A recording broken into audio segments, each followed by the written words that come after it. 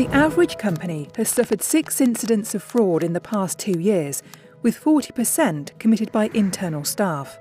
In carrying out their work, chartered accountants need to be wary of unusual transactions, which may be a sign of fraudulent activity. We examine the real case of a financial controller who stole £20,000 from her company and highlight 4 lessons to help you prevent internal fraud in your organisation.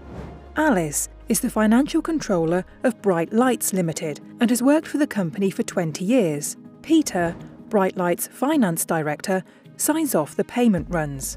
Peter's usually extremely busy, covering both the finance function and company secretarial duties.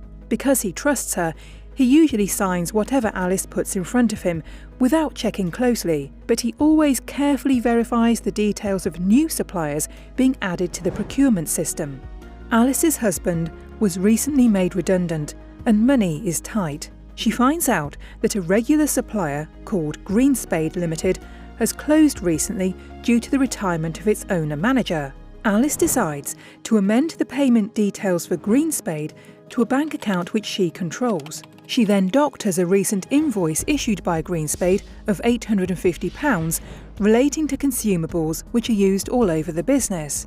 The change made to Greenspade's payment details isn't picked up by Peter because it's an existing supplier already on the system, and as the purchase is within Alice's pre-approved expenditure limit of £1,000, Peter's secondary authorisation is not needed. Having got away with this once, Alice repeatedly uses this system to steal around £20,000 from the company. When the year-end audit takes place, the auditor notices that around £20,000 of goods have been bought from Greenspade which appear to have been approved by Alice. It's flagged as unusual because she hasn't purchased these goods in the past. An investigation is carried out and the fraud is discovered. Alice is dismissed and required to pay back the money stolen.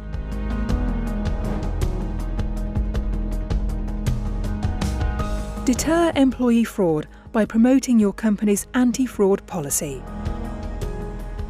Look out for colleagues who are behaving in an unusual way. Review your controls to ensure that there is managerial oversight of finance processes. Regularly review expenditure accounts and promptly investigate any unusual variances.